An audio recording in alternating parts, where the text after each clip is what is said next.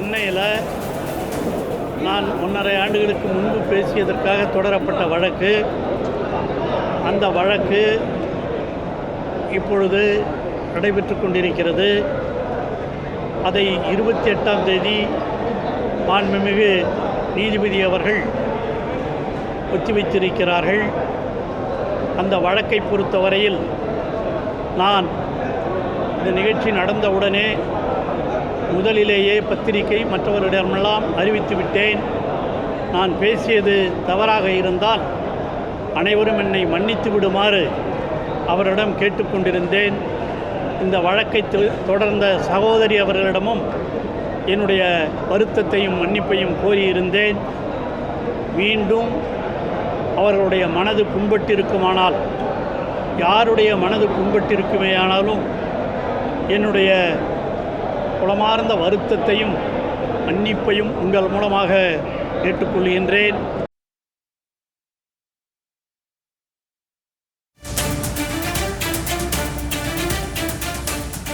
இது தொடர்பான விவரங்களோடு இணைக்கிறார் செய்தியாளர் பரணிராஜ். வணக்கம் பரணிராஜ். பொன்முடி அவர்கள் பேட்டியளித்திருக்கிறாங்க. இந்த பேட்டி தொடர்பான முழு விவரம் என்ன? வணக்கம் மாலதி. கடந்த 1.5 ஆண்டுகளுக்கு முன்பு திமுக ஆட்சியின் போது உயர்கல்வித்துறை அமைச்சராகவும் திமுக துணை பொதுச் செயலாளராகவும் இருந்த பொன்முடி சென்னையில் நடைபெற்ற நிகழ்ச்சி ஒன்றில் கலந்து கொண்ட போது சைவ வைணவத்துடன் பெண்களை தொடர்புபடுத்தி இழிவாக பேசியிருந்தார்.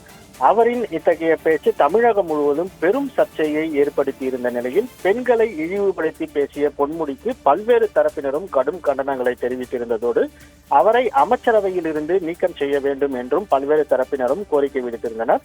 இதனைத் தொடர்ந்து அமைச்சர் பதவியில் இருந்தும் திமுக துணை பொதுச் செயலாளர் பொறுப்பில் இருந்தும் பொன்முடி நீக்கம் செய்யப்பட்டார். இதனைத் தொடர்ந்து சில மாதங்களுக்கு பிறகு திமுக துணை பொதுச் செயலாளர் பொறுப்பு மட்டும் பொன்முடிக்கு திமுக தலைமை மீண்டும் வழங்கியிருந்தது. இதனிடையே பெண்களை இழிவுபடுத்தி பேசிய பொன்முடி மீது தொடரப்பட்ட வழக்கு விசாரணை சென்னை ஜார்ஜ் டவுன் நீதிமன்றத்தில் தற்போது நடைபெற்றுக் கொண்டிருக்கிறது. இந்த வழக்கு விசாரணை விறுவிறுப்பாக நடைபெற்றுக் கொண்டிருக்கக்கூடிய சூழ்நிலையில் இன்றைய தினம் தனது 72வது பிறந்த நாளை கொண்டாடி வரும் பொன்முடி விழுப்புரத்தில் செய்தியாளர்களை சந்தித்து பேட்டியளித்தார். அப்போது சென்னையில் நான் 1.5 ஆண்டுகளுக்கு முன்பு பேசியதற்காக தொடரப்பட்ட வழக்கில் விசாரணை நடைபெற்றுக் கொண்டிருக்கிறது. இது தொடர்பான வழக்கு விசாரணையை நீதிபதி வரும் 28ஆம் தேதிக்கு ஒத்திவைத்திருக்கிறார். நான் பேசிய பேச்சு தவறாக இருந்தால் அனைவரும் என்னை மன்னித்து விடுமாறு பத்திரிகையாளர்கள் மத்தியில் அப்போதே மன்னிப்பு தெரிவித்து விட்டேன். இந்த வழக்கை தொடர்ந்துள்ள சகோதரியிடமும் எனது வருத்தத்தையும் மன்னிப்பையும் கோரியிருந்தேன். எனது பேச்சு யாருடைய மனமும் புண்பட்டு இருக்குமேயானால் என்னுடைய வருத்தத்தையும் மன்னிப்பையும் மீண்டும் ஒரு முறை உங்கள் மூலமாக தற்போது கேட்டுக்கொள்கிறேன். எனவே இந்த வழக்கு வரும் 28ஆம் தேதி விசாரணைக்கு வருகிறது. இந்த வழக்கின் முடிவு விரைவில் வரும் என எதிர்பார்க்கிறேன். நிச்சயமாக இனிமேல் இது போன்று பேச மாட்டேன். இனி இது போல் பேசுவதற்கு வாய்ப்பும் இல்லை என்று திமுக முன்னாள் அமைச்சர் பொன்முடி கூறியிருக்கிறார். பெண்கள் குறித்து இழிவாக பேசியதாக தொடரப்பட்ட வழக்கு விசாரணை நீதிமன்றத்தில் விறுவிறுப்பாக நடைபெற்று வரும் சூழலில் 1.5 ஆண்டுகளுக்கு முன்பு தான் பேசிய பேச்சிற்காக இன்று மீண்டும் தனது வருத்தத்தையும் மன்னிப்பையும் பொன்முடி தெரிவித்த வட்டாரத்தில் பரபரப்பை ஏற்படுத்தியிருக்கிறது. மாலதி,